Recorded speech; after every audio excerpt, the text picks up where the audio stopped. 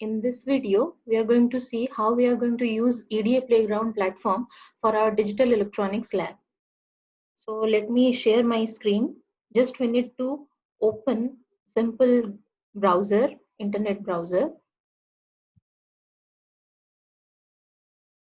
And there at the address space, we need to type edaplayground.com. edaplayground.com. Okay, after pressing enter, this particular window will be open for us. First of all, before starting anything, we need to log into this. Simply click on this login button at the top rightmost corner. Here we can see two options are available. One is login with Google, the other one is login with Facebook. So I am just going to log in through Google, my Gmail account. So your accounts will be visible. Anyone you can choose over here. I am choosing my Kit mail ID over here. Because already I had logged into this portal earlier, that's why it's not asking password for this time. But if you are a new user, at that time it will ask for the password. Then this particular window, where whichever codes we are going to write over here, that can be saved by clicking on this save option. Now, before starting anything in this particular portal, we need to know what does these windows are representing. You can see at the right hand side, we are having one window, small window, which is named as design.asv. Okay, so whichever Verilog code we are going to write down, suppose I'm writing the code for a half adder, that module description need to be there inside this design.sv, this particular window. And the test bench for that module will be written in this testbench.sv portal. So inside this window that need to be written. And then after writing all these things, what we need to do, we need to do something inside the toolbar. You can see at the left hand side, we are having a vertical column that is representing the toolbar, and we need to do some settings over there.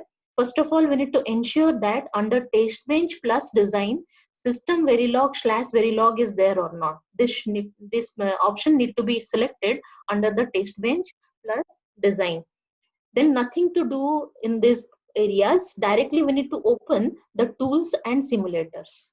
Okay, after opening that tools and simulator, you can see one drop down box is available named as select.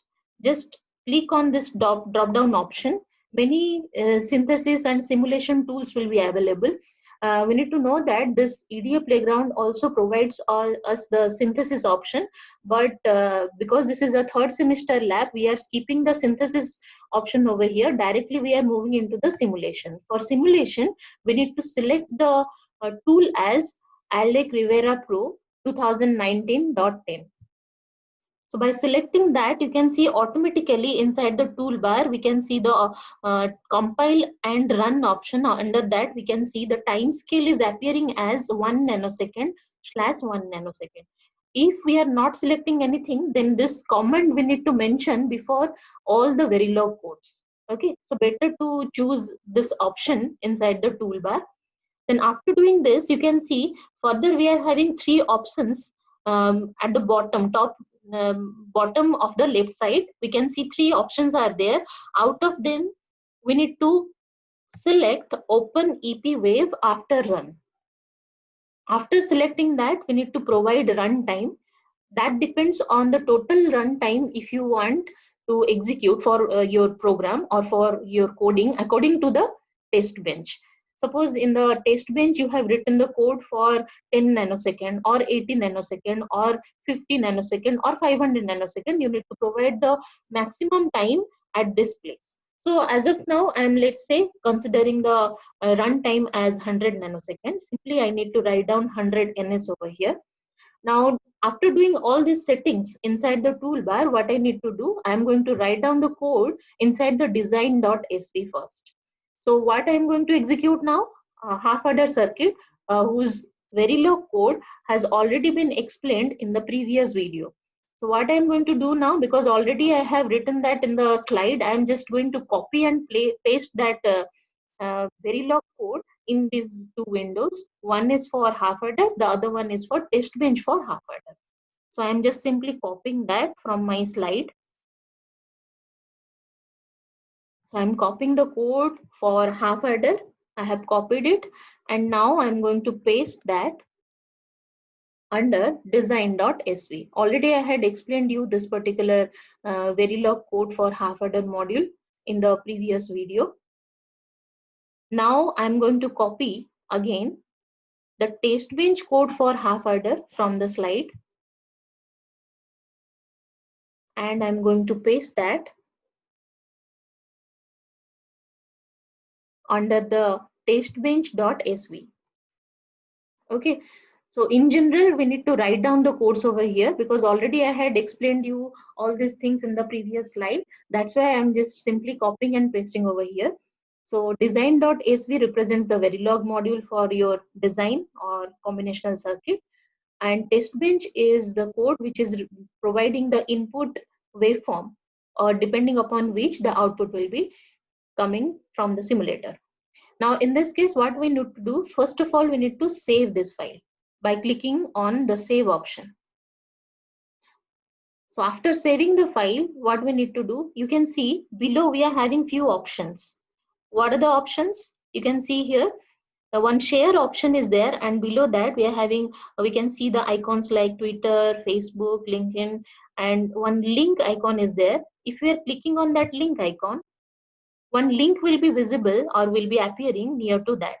If you are copying this particular link and pasting in another one Word file, you can use this particular link to open this page.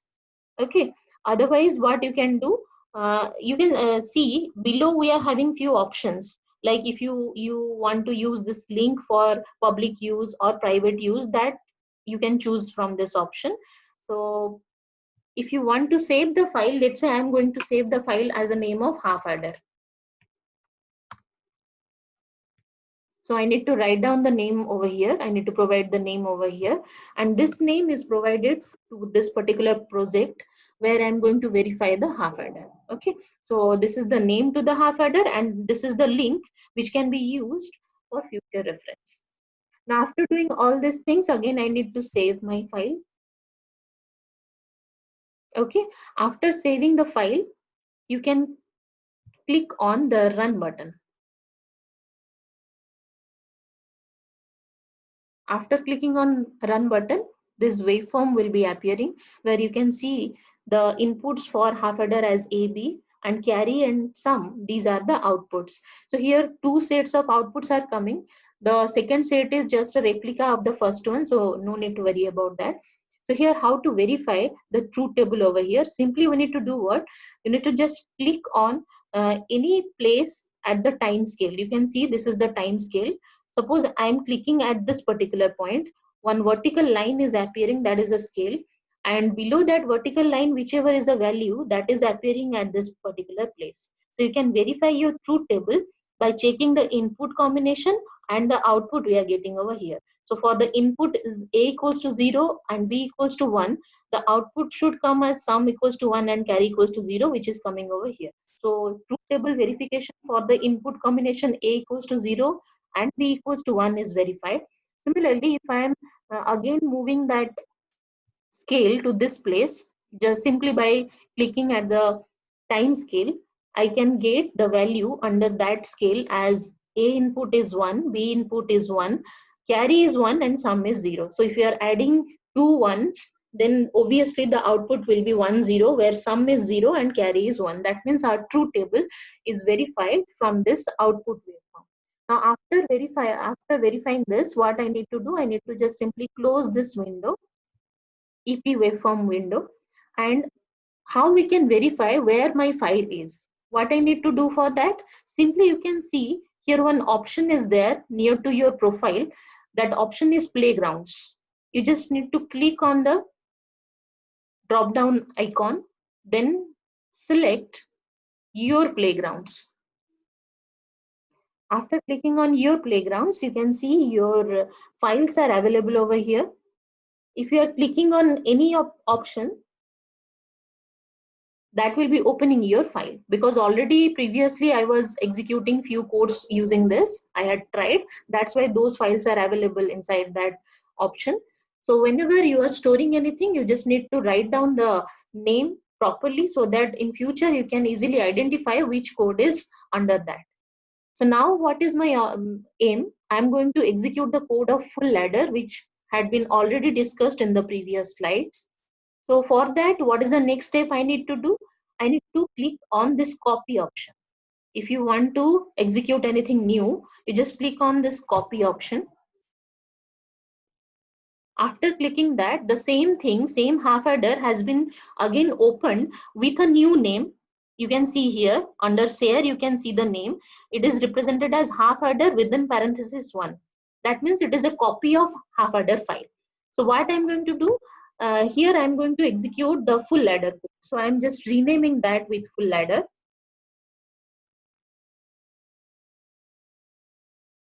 Let's say I'm writing full ladder new. Okay, this is the name of my file. Then I'm just simply saving it. Okay, now you can see this is the code of half adder which is already appearing inside this window, but my aim is to execute the code for full ladder. So what is the first thing I need to do? Just simply delete the test bench for half adder from this testbench.sv window. Okay, now why I am keeping this half adder module over here? Because we are going to do the structural modeling for the full ladder coding. That means inside the coding of full ladder, we are going to call the function of half adder. That's why I'm keeping this half adder coding available over here. Below this, I need to paste the code for the full ladder. Okay, so already I had explained the full ladder coding in structural modeling in the slide. I'm just going to copy that from that slide and I'm going to paste that in this particular browser.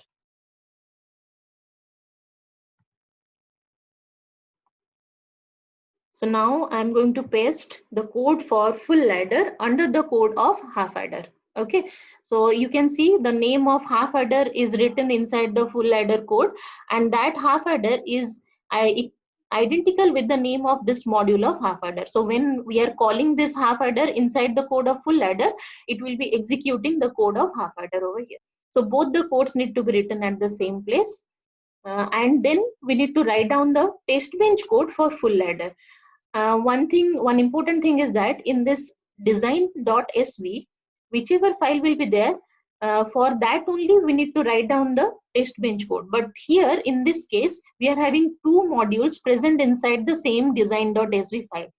That means here test bench code will be deciding which module need to be executed and the output for which module will be visible inside the EP waveform. That means here if you are writing the test bench code for half adder, then the output will come for half adder. If you are writing the test bench for full adder, then the output will come for full adder. What I am going to do now, I'm just going to copy and paste the full adder test bench code from the slide and I'm going to paste that inside the testbench.sv. So I'm just copying that file from the slide. It won't be visible to you because I haven't done the new share option over here. I'm just simply pasting that inside this testbench.sv. So you can see this is the test bench for your full ladder, not for half adder. Okay, so after doing all these things, you need to click on save button. So your code has been saved under the name full ladder new, because already I had used one file with the name of full ladder. That's why I have renamed it as full ladder new. So under this, my file is saved. After saving the file, I need to click on run button.